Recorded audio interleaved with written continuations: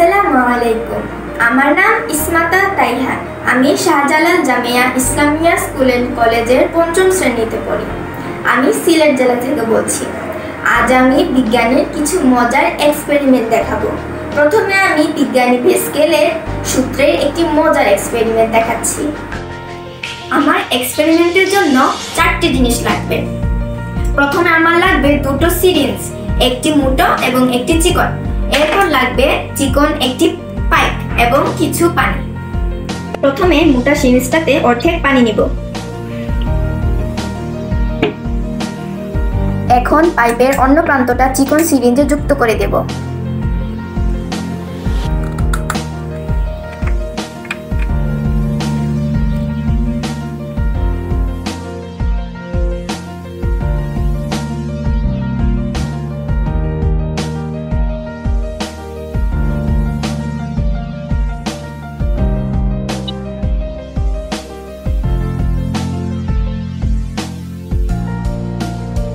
আমার প্রস্তুতির পালা শেষ।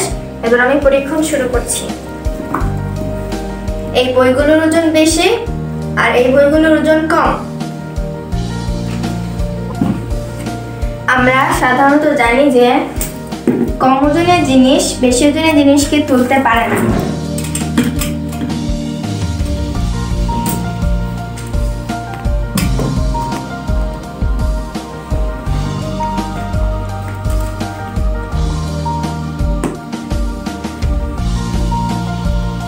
দেখুন, কম ওজনের বই বেশি ওজনের বইকে তুলতে পারছে না। এবার আমরা প্যাসকেলের সূত্রে কি হয় দেখি।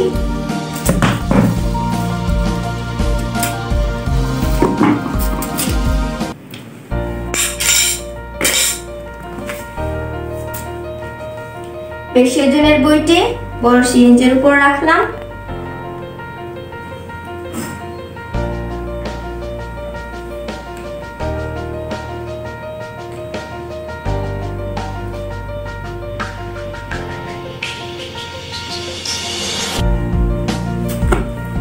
এবার কম ওজনের বইটি চিকন সিরিঞ্জের উপর রাখলাম।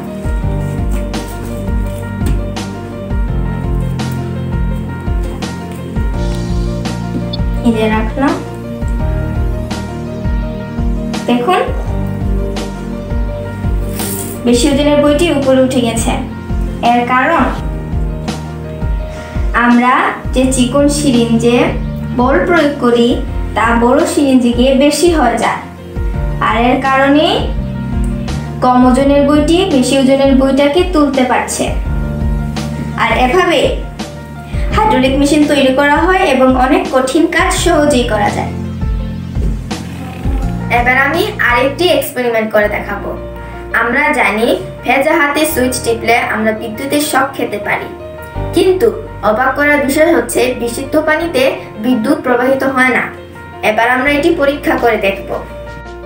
এখানে আমি একটি পাত্রে বিশুদ্ধ পানি নিয়েছি, আর একটি চামচ আর কিছু লবণ আর একটি ব্যাটারির 2টি প্রান্ত। এবার আমরা দেখব বিশুদ্ধ পানিতে বিদ্যুৎ প্রবাহিত হয় কিনা।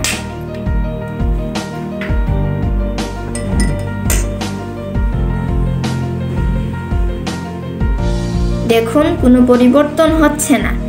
এর কারণ বিশুদ্ধ পানিতে বিদ্যুৎ প্রবাহিত হচ্ছে না। এবার আমরা বিশুদ্ধ পানিকে অবিশুদ্ধ বানিয়ে ফেলব। এজন্য আমি এখানে কিছু লবণ যুক্ত করছি।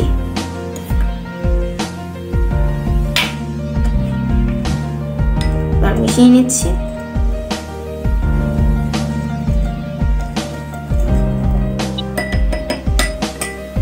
এবার আমরা দেখব অবিশুদ্ধ পানিতে বিদ্যুৎ প্রবাহিত হয় কিনা।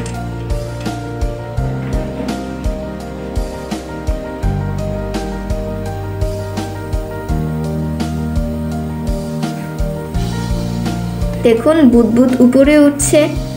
এর কারণ অবিশুদ্ধ পানিতে বিদ্যুৎ প্রবাহিত হয়।